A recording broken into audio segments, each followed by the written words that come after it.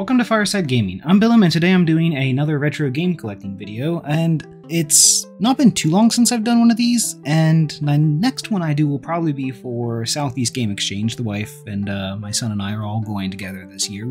This will be the third year I think we've gone. It's a really fun little convention down in South Carolina? Southeast Game Exchange? Yeah, I think so, yeah. It's a little bit of a drive for us, so I don't remember exactly where it is.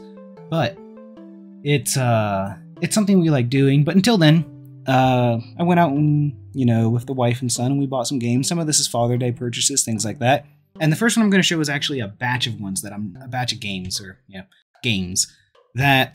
I think are going to be interesting, but you'll understand why I'm just kind of showing them off as a batch. I've been buying more demo disc because I already do something called Demo Discourse where I do Let's Plays of demos and stuff, but I thought it might be fun to do something more along the lines like a demo discovery or something like that, which would still be a Let's Play, but would just be running through these old, demo disc. I picked a bunch of these up. Sorry, I put my camera there. I picked a bunch of these up recently during our game collecting spree because you can find a lot of fun little demos on here for games that maybe I've been interested in before but have just never got around to actually trying or anything like that. I know a good example. I've got, I don't know, these were, I'm trying to think, these were probably about between $5 and $9 each. So they weren't too expensive to pick up. One of these has something that I was interested in. I can't remember which one it was, but let's see here. Oh, this is actually something interesting here. So check this out. Need to take the sticker off this one, but so these are both Jam Pack Volume 11, and this is actually something that's really fun because if you look down here at the ratings, this is RP to M and this is RP to T, and basically when you signed up for this service, a parent could be like, I don't want my child having M-rated games to check out or anything like that, and so they would send you one that only went up to teen, whereas if you were an adult or your parents didn't care, they could send you one that went up to M. So these are technically both the same volume, and they feature a lot of the same games. If you look at the games list, I don't know how I'm going to best get that on camera, but you can even see the backs are basically identical except different colors. So they have a lot of the same games on them, but there are a few differences. Like the teen one has Suikoden 4 on it, and the mature one does not. But the mature one, in comparison, has Killzone, whereas the teen one doesn't. I don't know, it's just a little fun thing that I thought I would point out. Oh, here it is. This one has War of the Monsters on it, which is a game that I've always kind of looked at, but I've never actually bought, and I was like, oh, this has a demo of it on it, this would go well with this little series, which, would obviously be a limited series. I'm going to run out of demo disc eventually. But just kind of something I thought about doing, I thought it was fun, so I picked up some of these demo discs for fairly cheap. One of my retro shops had a lot of them. You can see some of them are a bit beat up, but I don't know, they're demo disc. I'm not super worried about their quality or anything like that. And we will go ahead and stick with, since that was all PlayStation and PS2 and stuff like that. Oh my goodness, you guys probably heard that. Alright. We'll start with PS1, with the first other game I picked up being Tenchu Stealth Assassins. I've always been curious about this game because I played it on a demo disc, but I never actually got to check it out. I played it as a kid. One of my friends had a demo disc with it, as well as Medieval, I think, or Medieval, however it's supposed to be pronounced, which I did pick up, but still haven't played yet. But I was like, you know what, sure. Some people might see the greatest hits. Son of a gun, where are you stuck? Alright, there we go. And be like, oh, greatest hits, it doesn't bother me. I literally do not care. I care that the game plays. I care that it has its manual and art. Those are things I care about. Sometimes I'll even buy games without manuals because when you go to conventions, you can find manuals sometimes. So that's just a quick one. I don't know. I don't know when this would be reviewed because this would be a whole new series to start, and I've been trying to limit myself on series. But that's just something to keep in mind. This is one that I want to review sooner rather than later. Does that mean 2023? I don't know, but I already have Army Men Sarges Heroes on the N64, so I 100% could play that and capture my footage from there, but it's a little rougher than the PS1 version from my understanding, and You have to use a password system if you don't have a memory card, which I do have a memory card now for the N64, but either way, I was like, you know what? I could hook up the N64, I could play the N64 version, or, you know, I have my PS3 hooked up to my capture card. It's how I capture a lot of my PS1 games. So I was like, you know what, we'll just go ahead and buy the PS1 copy. It wasn't that much. I think it was like 10 or 15 bucks, not a super expensive pickup. I'll be interested to see what I think about this, because I enjoyed it as a kid, though I found it frustrating. And I tried to play it a few years back, and I couldn't really get into it, but maybe this will be another chance for it. Either way, I want to try it out because I think it could be interesting. And as I said, we're going to stick with PlayStation for the moment. So another one that I have here is Katamari Damacy. And I gotta say Damacy because I have a really bad habit of saying Katamari Damacy. Or is it she? Oh my goodness, I've forgotten how to say it already. Okay, so point is, I played this game a little bit as a kid.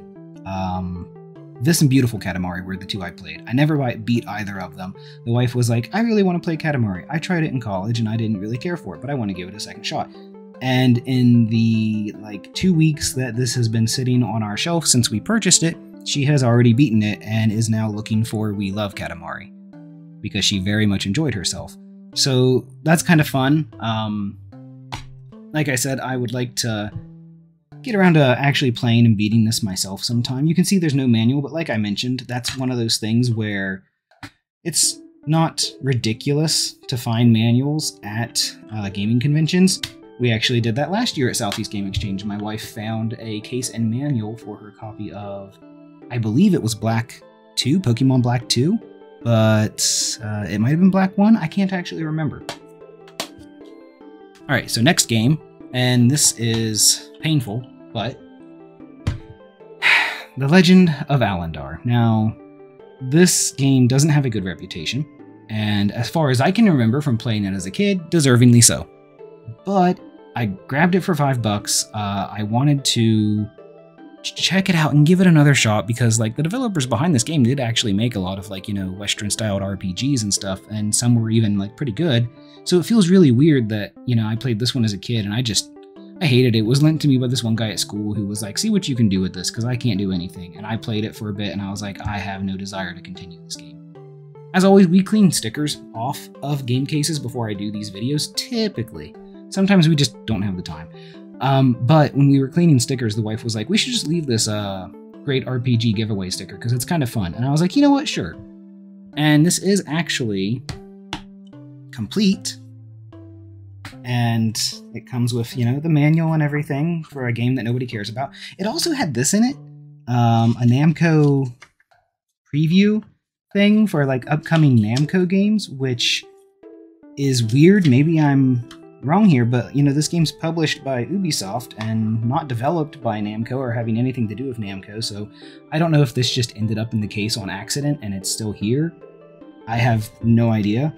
One thing I do know is that I will be making a digital copy of this game to play on my PS2 because I haven't got around to replacing my PS2's disc reader. I don't know if I even ever will because I have a hard drive in the back with the free McBoot, you know, free HD, whatever mod, so I can just play games off my PS2 that way. I actually still use disc most of the time just because you have to go in and mess with the settings on games and stuff to get them to work. But my PS2 will no longer read Blue Disc, which are basically just CDs from my understanding. They're just like a PS1 disc, and my PS2 will not read PS1 disc either. So this is one of those ones that I will have to go ahead and rip, which is what I've done with pretty much everything on my PS2, is I ripped a bunch of games from our collection and put them on there just to make them easier to play. And I'll have to look for settings. I'm sure somebody's got them. I'm trying to get this speck of dust and it's not coming. There we go. I think I got it. But yeah, there's not actually, like, there's not a lot of people that have played this, and I can't blame them. I went to check the how long to beat to be like, oh, how long would it take me to potentially, like, play and review this game? And, like, there's been one person who's played it as a completionist run that has it listed as 25 hours, but otherwise the how long to beat is just, it doesn't have anything for how long it takes to beat the game. And I use I use how long to beat a lot because it helps me plan what games I'm going to review and what I have time for and stuff like that. It's really funny. The wife pointed out, she's like, this is in such good shape. There's no scratches. There's nothing on it. The only damage on this game and case is on the side here. And we joked that this is probably just from where it's sat on a used game shelf ever since somebody traded it in and nobody has ever bought it. And that really wouldn't surprise me if that was just truly the case, because even whenever I bought this, the place that did it, they usually use green stickers for their barcodes, and this one had a white sticker on it, and they even commented, they were like, you know, we haven't seen like a white sticker in such a long time. This one's from really, really way back in the day in our inventory system. So yeah, we'll see. I do want to review this one. Just if I don't end up finishing it, you'll find out at the end of the year whenever I do another Games That Beat Me list, because I think I have a couple candidates for that already that I don't know as if I'm going to beat them this year or when I'll get back to them. But this one might end up on that list, or it might actually get a review. We'll find out. Now, this next one is one that I've been looking at for a while, and we found a copy, and the wife was like, you should really, really pick this up because you don't see this very often. I was like, that's fair. And it is ZHP, Unlosing Ranger versus Dark Death Evil Man. This is made by NIS, or is it NIS or is it? Yeah, it's NIS. Basically, I don't know best how to describe this game. It's very lighthearted in tone, from my understanding. It's something that has been on my radar for a while. I very much enjoy like Disgaea games and stuff like that, and how they always have like references. Like, I'm pretty sure this one is basically, I don't know if Disgaea considers like all of its games a shared multiverse or how exactly it works. I've played La Pucelle, which I didn't beat. I found its grind to be really frustrating. Disgaea 1, Disgaea 2, and Disgaea D2, and I've started Disgaea 3, but I never got around to beating it yet.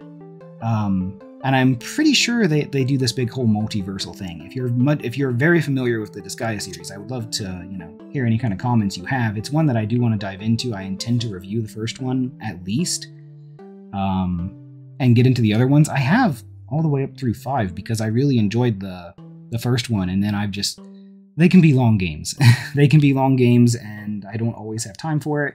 And I don't think this one is as long, but, you know, I could be 100% wrong there. But yeah, this is just a little interesting NIS game that, is it NIS or NIS? I don't actually know. I say names wrong a lot. That's just something you gotta get used to if you are going to stick around on this channel. But yeah, and we're actually doing one more PSP game, which is Monster Hunter Freedom. Now, this is essentially the definitive version of Monster Hunter 1, close enough. Monster Hunters are a little weird between the generations, like how Monster Hunter DOS, there's no definitive necessarily version of it because it takes place in a different village than Freedom 2 and Freedom Unite does. Either way, point is that this is a pretty close way to say that you're going to play the definitive version of Monster Hunter 1. The wife and I, and you know, a lot of our friends actually, really enjoy playing Monster Hunter. So we picked this up to play it because the wife came in on 3U. I started with the original and didn't like its analog control attack system where you had to move the analog stick in different ways. Didn't care for it. I dropped it at like the Rathalos fight. And then I picked up 3, or sorry, not 3, it was Try on the Wii. Really liked it. My friends were playing Freedom Unite at the time, so I grabbed that on PSP and just put like dang near 300 hours into it with them. And then 3 Ultimate came out and the wife and I played it and put like 400 hours into it. We're playing Generations right now with a friend. We've played 4U, we've played World. We haven't touched Rise yet, but we were talking about going back and playing the older ones because she was interested in doing that. So we picked up this copy so that we could go back and play together and experience like Monster Hunter going backwards almost and seeing, you know, the loss of quality of life things and stuff like that. My gosh, I forgot that there was a portable Beautiful Joe game featuring Dante from Devil May Cry. So that's something that's on the list. It's probably like more of a personal project than it is a Fireside Gaming project, but I don't know, I guess maybe if people wanted to watch us, we've talked about streaming or doing something like that.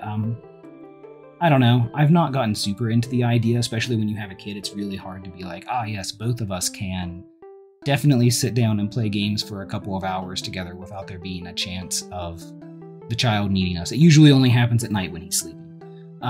So that wouldn't necessarily be like best stream times. You know, kid goes to bed at like 9 or, you know, sometimes even 10 o'clock, and then, you know, trying to notify people, the stream's not able to run because little dude didn't go to sleep. Streaming's very iffy because of that. So I don't know if that's anything that'll ever actually happen, but it is something we talk about. All right, so I'm just going to show these next ones off together because you'll get why. House of the Dead Overkill and House of the Dead 2 and 3. Overkill is a prequel to House of the Dead 1, though from my understanding it's not canon. And then House of the Dead 2 and 3 Returns is exactly what it sounds like. It's House of the Dead 2 and 3 on the Wii. I like rail shooters. I like House of the Dead. I remember playing House of the Dead a lot because every year when the county fair came by, they'd have an arcade tent, and House of the Dead was one of the machines they had. And me and my one buddy, Nexilus, I've mentioned him in prior videos, like my Pokemon video and stuff like that, we would play we'd play through House of the Dead like every year. And so to find these, actually that was really fun. Small tangent, and I remembered it because Southeast Game Exchange is coming up. They actually have arcade cabinets at Southeast Game Exchange the 2 years I've been there.